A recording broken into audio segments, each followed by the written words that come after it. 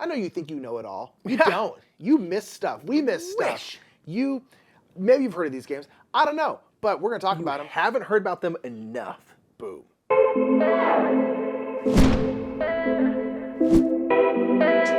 What's up, everybody? I'm Mike. I'm Nick. We are the Brothers Murph, and it's time to talk about, I dare say, 10 games that are underrated from 2022. That didn't get enough time in the spotlight. Didn't get enough buzz, and so we're kind of thinking of this list as like, these like games that are underrated, games you might have missed. Yeah. Like a lot of these games, I feel like kind of like came out and maybe like people talked about them for like a day and they just went like completely under the radar. Things do kind of come and go quickly, you know, in our modern age of board games and stuff. I'll be honest, we're part of that problem. We're always talking about new stuff that's coming out, so it's nice to kind of look back and talk about some things that we enjoyed, we think are cool, overlooked. That didn't get a ton of play from what we can understand. Of course, this is just from our perspective, so you might be like, I've heard about this game nonstop from everybody, but we're not everybody, we're just us. So these are games that we think are underrated from 2022.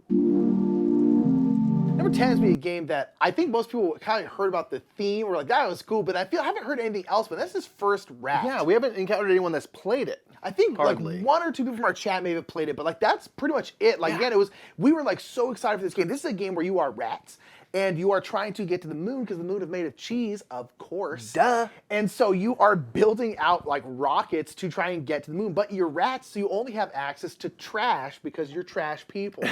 And so you're essentially kind of going up this track. It kind of looks almost like a roll and move Candyland type game. It's not, but you're ultimately going down the board, and the deeper you go, the kind of stronger actions get. And so you can choose how and when to move one of your rats. You can move a bit further, multiple rats, but if you're moving multiple rats, you can't move as far and you have to move to the same color action. So there's actually some interesting decisions to make in terms of like sequencing and how you move your rats through. And for the most part, there's no going back. No. And so, you know, when do you kind of push forward? Do you go low and slow? Do you rush up forward, way up to the top of the track because that's where the strongest actions are, but then they might get to the top and have to build a rocket, or they're kind of done for the game. There's a whole bunch of different things you're like focusing on. You're trying to get resource. A lot of spots will have resource, which you can use to build various rocket parts. You can like buy stuff from a couple like little shops that you meet on the way. There's kind of like this ideas track going along that you're trying to bump up constantly, and you're trying to build rocket parts. And it's interesting because you can play kind of the game in a lot of different ways. Where when we played it,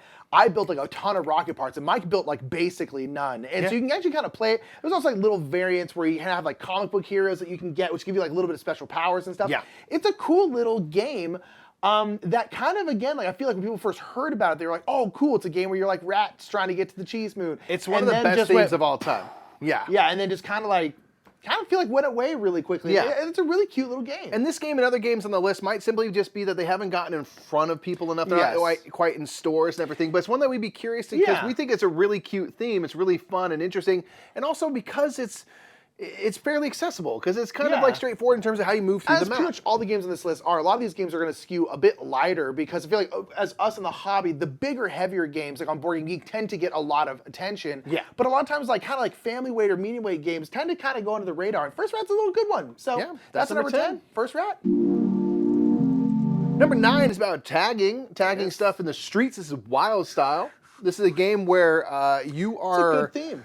Yeah, it's a cool theme. It's kind of like this real-time game where you're playing out cards, almost not exactly Uno style, but you're trying to set collect to get 3 of a certain type of building in order to be able to put down one of your little semi-transparent discs. Park cards. You can then turn those in, and that's you tagging a park. You're going around graffitiing and stuff. Graffitiing stuff and doing street art, and I think it's kind of cool because it's all, you know, as you're turning in cards and stuff, you can pick up cards from various discard piles. If I'm going to put a card down to a discard pile to hopefully draw a different card out, I have to either match the type of location it is or the color at least, but I might be setting you up to be picking up things and play, you know, 3 cards down easily. So it's just kind of like quick things to consider, and you're ultimately trying to tag and put different tags out to create groupings, to create little trails between items and stuff, all based on the scoring objectives. Yeah, the scoring objectives in the game will be like, you want to connect this thing to this thing with a line of your tags. And so it's this kind of like route building almost, kind of area majority, area control thing. But it all depends on the different objectives.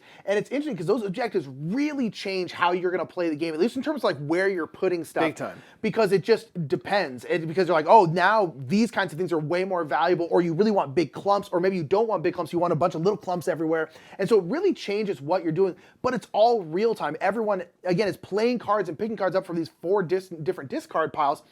And it's just this kind of like, oh God, no, God, okay, I can grab this one, now I can put this down and put this on over here, and you're trying to like block each other off and do stuff. It was a really fun game that's also, again, very interesting because the game itself is the same, but with the different objectives, you really have to do stuff in different ways. Yeah, so what cards you're grabbing and stuff, it's all kind of frenzied, will change and everything, but there's that really great, again, kind of mass market appeal because people understand the whole discard aspect because it's kind of Uno-ish, so it's like easy to get into. It's easy to see when you have 3 of the same building. You can play those down and put your little discs out. So I think it's a great one to introduce to kind of anybody, which is really nice, and it plays really quick as well. So that's number 9, Wildstyle. That's cool. All about doing street art. Number 8 is a very pretty game that was on Kickstarter, and I feel like the Kickstarter didn't do quite as well as I was expecting it to. And then it hit people's hands, including ours, and then again, I feel like no one's talking about it. This is Keystone North America, which is Rose Gauntlet's first game, and Isaac Vega and stuff like that. It's just really fun, kind of like, it kind of falls in the same line, and maybe this is wise because it falls in the same line of a bunch of like nature games, where this game, you are essentially building out a grid of like different animals, and you're putting them out into like ascending or descending order, kind of sequential order. And so it's this really tough spatial puzzle, and you want certain things in certain spots. And then there's also these keystone animals, which are much, much better because they're very important to that part of the environment. It's all about the ecosystems. The ecosystems you're building. So you want to have those sequential numbered groupings of animals, but they need to be from the same kind of habitat and things like that. And then if you have one of those keystone animals, you get to score that whole thing twice, group twice and stuff. And you're thinking both like in rows and in columns at the same time. So you're like, okay, if I put this one here, does that mess me up over here? Is it going to mess me up here? Is it going to make this one like really hard to do? And then you can get these like different research things. You can do these kind of special actions. It's a really fun, really tough puzzle that you're working through with like absolutely gorgeous art. I mean, the art is so beautiful. Some of the best, like, kind of realistic nature art, but it is art. It's not just like photos and stuff. It's so that we've pretty. seen in games. Like, I don't know many that have done it better, to be honest. And it's like, again, it kind of falls into that kind of like Cascadia Calico, where it's like pretty simple rules, but like a pretty tough puzzle. And this one, especially like kind of like how tough like something like Calico is, Keystone North America is right up your alley because it's a really hard puzzle, really brain burning. But the game itself is actually pretty darn simple. And again, like I had a Kickstarter, the Kickstarter funded, and it's not like it barely funded. It did okay, but I feel like it just didn't do quite as well as I was expecting it to do. And then when it came out, I also feel like it hasn't been talked about enough, and it's a really fun game. Get out there and talk about it. It's Keystone North America. Again, if you like kind of nature-themed games, those kind of puzzly games that fall into a Calico, Cascadia vibe, even though this is different, obviously, in the way it functions. For sure. This is one I think people would enjoy. It's one we enjoy, that kind of puzzliness, and then, again, the high appeal from the art with the animals. It's gorgeous, It's really good. That's Keystone North America, number 8. Number 7 is Yak. Yak. And now, a yak. Yak. This is a one of the lightest games. It's ultimately fairly light. Yes. That is like very much super produced. Yeah, like crazy. It's from Pretzel Games, and like that's what they do. They do really wooden cool bits, wooden and plastic like bit games. They made like Flick 'em Up and things like that. So they just do this kind of thing really well. And this is a game where you're going to have 4 yaks, or 3 in a 2-player game, that are going around this little trail. They might turn in the other direction, but they're either going to go clockwise or counterclockwise. And they're going to be moving, and it's one of those ones that, like, every side of the board is, kind of assigned to a player in the game. And when the yak arrives with their goods and stuff that they're carting around, that's what you have access to, and you can do basically one of 3 actions. You're trying to collect the right kinds of goods and stuff. The right kinds of stones, to grab stones, Exactly, they're on the back of their carts. There are these stones. These like 3D carts that they're carrying around, and they roll. It's very produced, but it's very cool. Yeah, there's little stones. There's like little meats and milks and things. Exactly, and so you essentially are having to pay with these like meats and milk and getting these different stones. You're trying to arrange them in a certain way. You build them kind of like a little pyramid on your little board. Little stone pyramid. And you want, again, kind of like certain colors next to other colors, stuff like that. But this is one of those games that's just like super light, super like for like families and stuff like that. But so overproduced. It's one of those, but I think that's a good and beautiful. thing. The art's amazing. Yes, the art is absolutely gorgeous. And I think it's Chris Williams' art, and it's just gorgeous. But again, it's kind of that family weight game that if you bring this out with like some kids and stuff like that, they're just gonna love it. But on top of that, there is a really good thinky little game in there where you're again trying to get the right stuff. Because you're constantly having to like put meat and like milk into these carts. Yeah, and so you can like pick those up, and it's just this very interesting kind of exchange system that you're doing. Yeah. As the carts are moving around, and it's just really fun. Yeah, and the carts often have a restriction, like, oh, this one can't have bread. So it's like only the other two resources. There's actually some stuff to think about in terms of like getting which yak you need in front of you based on what they're carrying, what they can hold, and things like that. It's really fun. And then just again the dumb thick dumb chunks. Chunkiest of all chunks. So good. Yeah, it's a really fun game. That again, like I mean, it came out the second half of the year, so maybe it just hasn't like hit yet. I mean, people have been enjoying it, but it just feels like no one talked about this game at all. Yeah. And it's a great little game by Pretzel Games that's super fun, super overproduced, great for families, and it's just really good. And it comes with a little baby yak as a first player token, which I want to keep on my desk and pet every day and have. Crazy cute. It's adorable. There's a great toy factor with this one. For sure, for sure. That's yak number 7. Let's get number 6. Number 6 is a game by the Op, and this is Mountains Out of Molehills. This is a like 2-story programming area control game that I think does area control very, very interesting, where you are all moles, you're the little moles, and so you are under the ground. The top board on there is like the surface, and the bottom is underground, and you're just walking around underground. You can't see very well, so you're constantly bumping into each other and bumping into walls because you're moles and you can't see very well. But you're essentially programming your movement, and then as you're walking down on the bottom grid of the board, as you're walking, you are pushing up dirt because you're kind of tunneling your way through.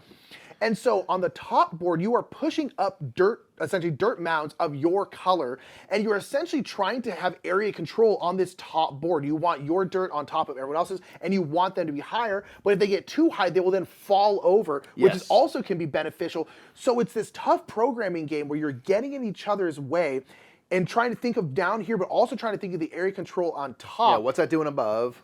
And it's a really fun, I think, take on like an area control game with a really, again, really cool 3D board. And it's just really, really cool. And it's like, it's by the Op, and the Op tends to make really good, but very family weight games. Very mass market approach, but this is one of their games that is aimed a little bit more at gamers. Yeah, I think it's actually really, really good, honestly. Yeah, it's really interesting if you like programming games and stuff. I think this one does a good job of you're working in a very tight space. Yeah. It's just like it makes me laugh that you're like bumbling around in the dark, bumping into each other. And you're very polite. And toppling over these molehills. You know? Yeah, you'll wait for someone else to pass if someone's in front of you. Indeed. You can throw down like little stones and mess with each other's movement and stuff like that. So it has some of that Robo Rally kind of mess with your program ha-ha-ness to it. Get in each other's way. So you got to be down for that. But it's one that I think does a really cool thing and makes use of a multi-level board really well. So that is Mountains Out of Molehills. It's a really cool little game. Yeah, really neat, especially aimed a little bit more at hobby gamers versus purely mass market, like things like Clue and whatnot. So check that out if you're interested in that kind of game, and plus you get to be a cute little mole. Indeed. Number 5 is a game we got to play at PAX Unplugged. For one hot minute. And I think you can get this on their website. I'm not entirely sure if this is quite here yet. From but this Bombix. is Sea Salt and Paper. This is a teeny tiny little game with really cool origami art. Yeah, it's by Bruno Catala. It's got great, this kind of folded art. And it's ultimately a set collection game. Yeah. You're trying to collect sets of like a shark and a swimmer. Yeah. That's worth 5 points, say. Like 2 crabs or whatever. 2 crabs. Certain of the kind of like the weaker value cards, if you get duos of them, of crabs and stuff, it gives you a special action you can use, and it's worth a point. Yep. And where this game really kind of gets interesting is that once you have at least 7 points between the cards on the table and in your hand, you can choose to end the round if you want. Do I end it right now? But you do not have to. Ooh, do I think I'm not far enough ahead to end it right now? Am I far enough ahead? If I can get this one card, I can actually increase my score, then I want to end it. But what if someone else has 7, I don't know that, and they end it? There's all this intrigue around when the round will end. Yeah. And then also how you end the round. Yes. Because you can choose basically say like, okay, the round's over right now, and we're going to sort of score straight up. We're going to sort of like get what we got, and that's it. And there's kind of set collections and kind of a color suit element of getting like a bunch of the same color. So if you choose to end the round kind of right now, I think everyone just scores their points but no color bonuses.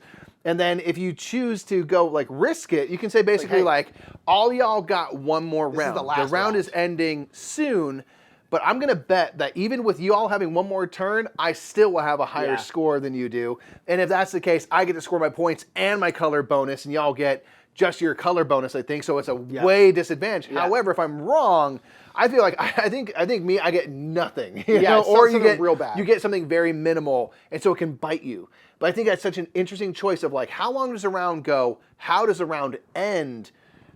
And then ultimately, it's just kind of simple set collection outside of that. Super quick game. I mean, super simple game. But yeah, just that constant like, oh, do I think I'm doing? When we were playing, I was like, I think I got it. I think I got this. So you're just like, do I do it? Do I not do it? Should I kind of get one more card, one more match to give us more? It's very, very interesting. But again, it comes in a teeny tiny little box. Got really cool, again, origami art. You can play it on Board the Game cards. Arena. You can play on Board Game Arena. It's really, really cool little game. I mean, again, maybe it's just because it hasn't hit the States hard enough yet, but I'm like, this is a great little game. It seems very kind of like Scout-ish in terms of like the size of box.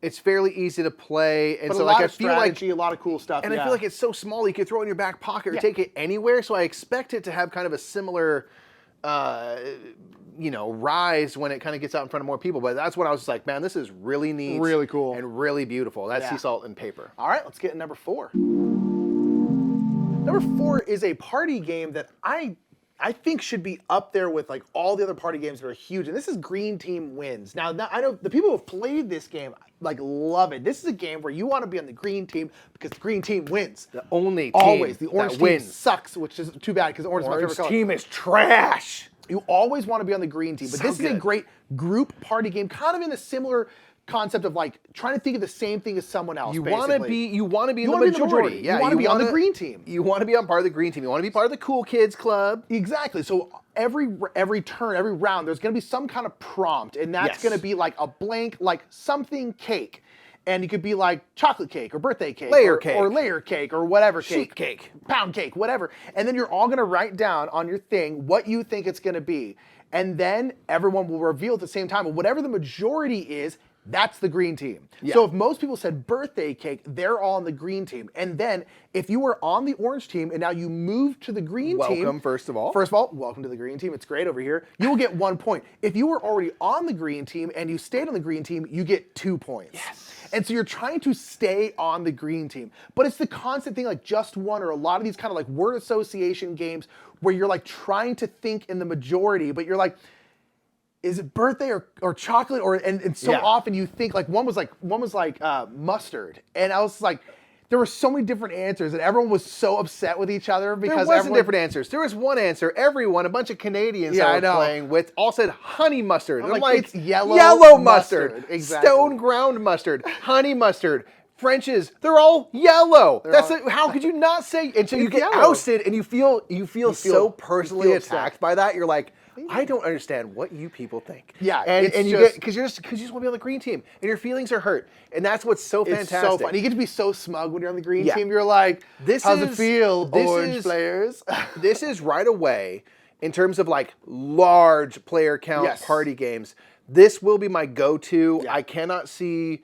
This and like Telestrations are like, I could, it's so good. It's like, so fun. There's nothing better. It's so easy to get into and understand, and you get so smug when you're on the green team. If you stay on that thing for 2 rounds, you're just like, I know I am in the zeitgeist. I am the creator of culture here. It's so good. Yeah, and maybe it needs like another year of like convention. Oh, hi Pippin. You've been needy. This is Pippin. He's been very needy. Doge Pippin. I think maybe it needs another year of convention seasons to kind of get in there, because I feel like this is a game that's gonna be played at conventions a lot. Perfect at conventions. It's so much fun. Again, some people have talked about it, but I feel like I haven't seen it anywhere or anything like that. And we got to meet the designer at PAX Unplugged. It was a super nice guy. Yeah. It's just this again should be up there with like those code names, Just One, So Clovers, those really great party games that people love. I really think Green Team Wins is right up there with all of them. I think it's so much fun, and people need to talk about it more because it's one of the best party games out there. I agree. That's Green Team Wins at number 4. Indeed.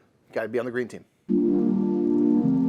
Number 3 is a game we actually got to see at Dice Tower West. Yeah, we did a little demo at Dice Tower West. And this is Kites. This is a great real-time cooperative game with some awesome Best Sobel art. Love us some Best Sobel. Yo. And this is a real-time game where you have hands of kites and you are trying to get all those cards out. You're basically trying to get through all the cards, trying to get them all played down onto the table. Easy, except for there are sand timers that correspond to all the colors of the cards. So it's like purple, red, green, blue, yellow, all that kind of stuff.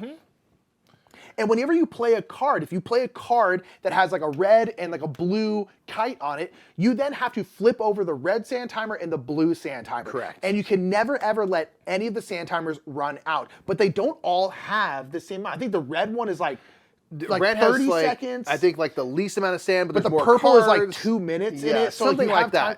So you're constantly trying to be like, the red one, the red one, the red one. And so you're and on your turn, you play one of your cards, you flip sand timers, it goes to the next person. You just draw go a new card, yeah. And you just go around and around and around until everyone's drawn all the cards and all the cards are played out. That's what you're doing. And so you're just going around and around and around. But you can openly talk about what's in your hand. Because like the blue one, like I have a blue one. You put down something, I'll do the blue one on my turn. It's really good for like quick communication. And By like, communication, we do mean yelling at each other very Yes. quickly and loudly. But you do have to communicate a bit. Yeah, but it's yeah. really, really fun. I'm just like trying to put stuff down, trying to flip It's it around. legitimately It's like- hard, and there's this white sand timer as Yeah. well that does not have. There are no white sand timer cards, but any card that shows a single color Yeah, you can can- be used instead of flipping red or whatever to flip the white sand timer. So that's an important thing to measure, and there will become a point where you're playing a card, drawing card, playing card, drawing card, where Yeah. that deck of cards runs out, and at that point the white sand timer cannot flip again, and you have however much time is left in that sand timer to complete the game or lose. Yeah. And that is always where you go like, we gotta go, and you like start like really playing out so fast. tough. And then there's ways to increase the difficulty of the game, which I'm like, I'm good. Like I can't bother so with hard. planes and winds and storms and It's things. really fun though. Oh, it's so fun. Really, really fun. It's like 10-minute game. It's super Maximum. quick. It's, super 5 minutes filler. is real time. I mean, But it's just bonkers, and it's really, really fun and tough, but you can really get going. Okay, but you just have to really work together. Yeah. And it's just a really great game to like work together very quickly. And it's really fun. Kites is great. And again, like we saw in a Dice Tower West, we saw like a prototype of it, and we were like, wow, this is really cool. super fun. And then I think it came out officially at Gen Con. I believe so. And just like, I feel like I haven't I know heard Think Your Themer's been anything. singing its praises and stuff. I know Amy really loves kites. Yeah. So they've been We played it with- doing the we work. played We it with played it with Amy, them yeah. and stuff. You probably saw that footage just now. That's true. Yeah, and so it's like there's definitely some people talking about it, but it's really cool. And if you ever stop the game long enough, like in between rounds, look at the art because it is beautiful, bestable art of you'll these never see beautiful, it. colorful kites and everything. Which when you're playing the game, you have no time to appreciate whatsoever. not at Because all. you're trying to keep the kite in the sky. But it's really fun. It's a really cool little game. Great little game called Kites. Like it a lot. Give it a shot. It's fun. Let's get to number 2. Number 2 is another one in our line of puzzly games called Fife. Rough. This again, kind of like Keystone North America. We're talking about. Rip If you your brain like- apart. If you like games that are going to rip your brain asunder. Yeah. It's Fife. Fife is It's- a game by Pegasus Spiel. By Pegasus Spiel, it's very much in the kind of calico category where rules overhead is so minimal. None. Yeah. You're going to have 2 tokens. You're going to put a token into your ever shrinking board. Yeah. You have like a 5x5 board. Yeah. And then you're going to draft a new token from a bag and add it to your little collection of all you 2. do. That's all you're going to do. Each of these tokens will have 3 bits of information. It will have a number, it will have a color, and it will have a symbol of some kind on it. And what you're going to do is when you add a token to your board, you have the opportunity to add a scoring condition to that row or column, so long as both of those don't have scoring conditions. You're going to add a scoring condition, and it might be in this row you need to have all 5 colors. Yeah.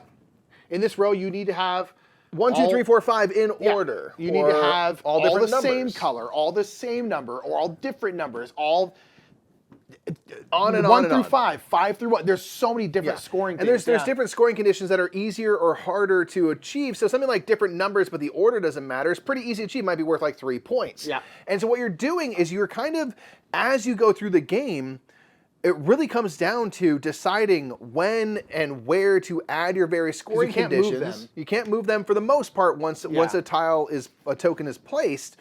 And so it's really about kind of trying to maximize on your certain rows and columns. There will be certain rows and columns that are just dump stat columns. You're like, I'm just gonna throw anything in here. It doesn't matter. This row is ruined by now. As you go through the game to try to kind of eke out as many points as you can. But oftentimes, like I might make this really cool row, but it's all different symbols and all my columns here are symbol specific. So now they're kind of ruined and you're trying to think in all those different directions at once. It's so hard. It's really, again, super simple game, but really puzzly. Makes your brain just go like, because you're just like, okay, I need to put this, but that messes up this scoring condition. Yeah. And the scoring conditions, like you were talking about, it's like they're worth more or less points. And sometimes you're like, nah, screw it. Screw the scoring condition. We're just going to give up on Yeah, it. We're not going to it's do okay, it. I'll leave and it then you be. get to the point where you start needing really specific stuff, and you're just like, Like, I need a 3 purple with a mask. And you're like, Yeah, you're well, like, well, hopefully you draw that. hopefully but, we get there, fam. Yeah. It's really fun if you like those kinds of like tough puzzle, really brain burny, but super simple games.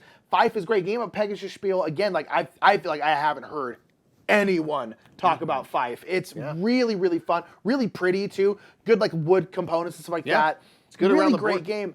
But man, it's just feel like no one talks about it, but it will just destroy your brain. Yeah, but you have choice over where and when those scoring conditions get placed. Yes. So you're not completely like beholden to luck or anything. You have choice within that, and that makes all the difference to me in terms of like, well, I put myself in this situation that now I'm stuck in. Whereas so, I kind of feel like that way with like you know. Calico. It's like when you have the scoring stuff out there. It's laid out just before the what's game there. begins. This one you're like, you could just never play a certain scoring condition. You're like, I'm just never going to do that one, okay? And there's also a race. If you get the scoring conditions quicker, you get a extra, bonus, you get 3 extra points. And so like, it's just really, really fun. I like it a lot. And yeah, I wish more people talk about it because it's really, really good. It's really excellent. Give it a try. That is Fife number 2. Let's get number number 1. What else could number 1 be other than Praise Be? Phil Walker Harding. Praise be to Phil. Phil Walker Harding is number 1. This is a game called Museum Suspect. This is kind of like a whodunit where you're in a museum and there's a big old line of cards. And those are people who are at the museum. You're trying to figure out who stole some stuff because they're big meanies. Absolutely. So they're going to be in this like grid of cards, and you are going to be investigating claims. So you're going to be putting out these kind of investigation tokens and looking at different clues and stuff that are around the board that are going to rule out people. They're going to prove their innocence. Because all the people in the grid will have like hats or glasses or certain have color a certain shirts accessory or a background or a room they're in, things like that. All sorts of, again, kind of Guess Who, Dinosaur Tea Party, Clue, and you are going to find out like, okay, well, the person that stole something was not wearing this kind of hat. Okay, cool. Like, I can cross those so on your little map. thing, you're like, okay, not that person, not that person. You're like, not that person, not that person. Correct. And then you have to assign essentially a token there that is a certain value. And then depending on the value, that kind of says how good you think that clue is. Could be very useful. Which could be a big bluff because if you're like, well, this wasn't useful at all, but I'm going to put my high token down there so everyone thinks that They like, waste their ooh, time that's going to outbidding be you. that's going to be a good one because you have to put one. We have to put one higher? You put something more valuable down to be able to go there if someone's been Or there the before same value, you. Yeah, exactly. And so it's like, okay, well, you can make them burn time going over here when really it's nothing of that much interest.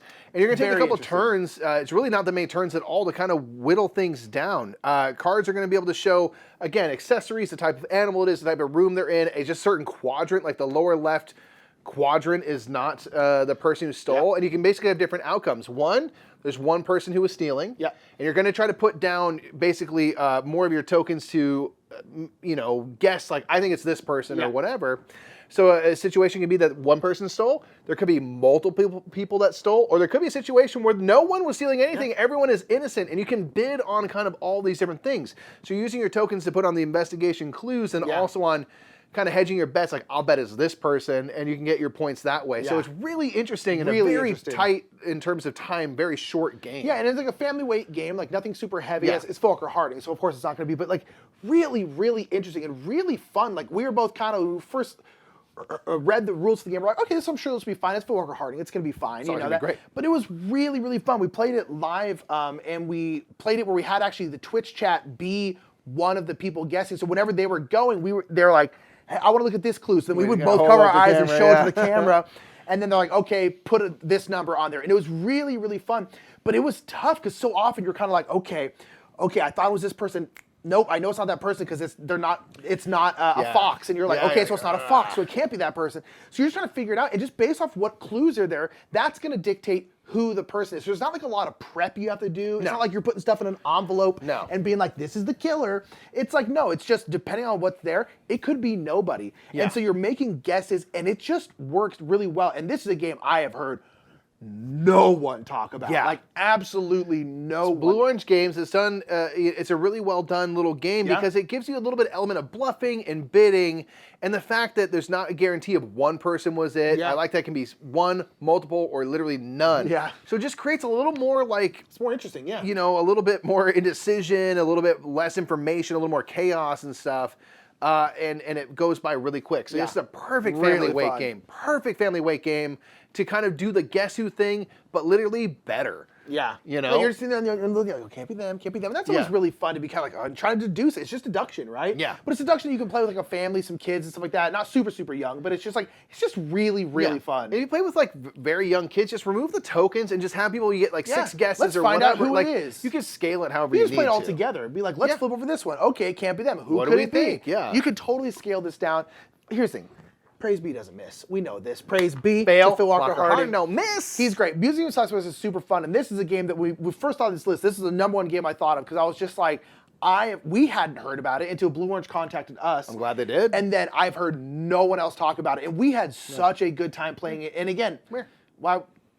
Don't bet against Phil Walker Harding. Praise be doesn't miss. Don't do it, You know? all right? So that's our #1. Those are 10 games that we think are a bit underrated. Not enough people are talking about them. These are 10 games you might have missed. So let us know down in the comments below if any of these are new to you. What games do you think are not getting enough attention from 2022?